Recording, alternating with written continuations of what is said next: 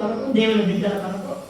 భూలోకమేమో మానవ జాతి నివసించడానికి, పాతాళమేమో అపవాది కొరకు. ఎవరి కొరకు?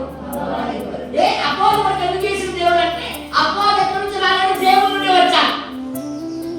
అపవాది దయ్యము దేవుని శక్తి పెట్టలేదు, తక్కువ చేయబడ్డది. అది పని ఏంటంటే దేవుడిని స్తుతించడం.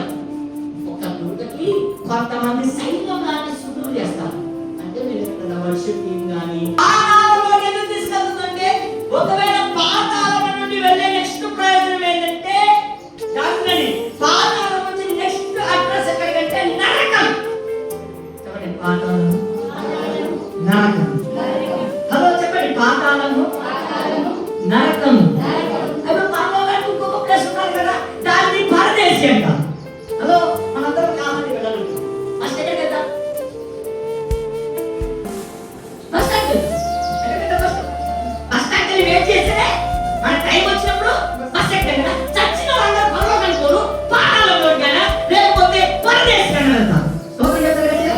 చెప్పండి, పాతాళము.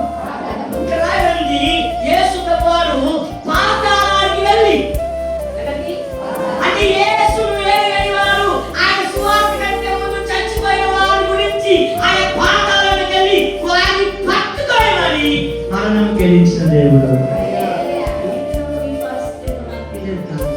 యేసు నీ కొరకు ఎక్కడికైనా రావాలని సిద్ధపడ్డాడు.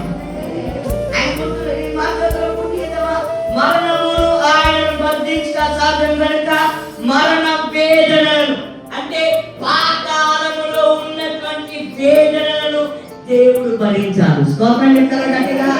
అంటే దేవుడికి ఏం నొప్పి తెలుసు అనుకోకండి, ఆయన అన్ని నొప్పులు తెలుసు. నరకం పోతే ఎట్టుకో కూడా దేవుడికి తెలుసు. నరకాలు ఎవరైనా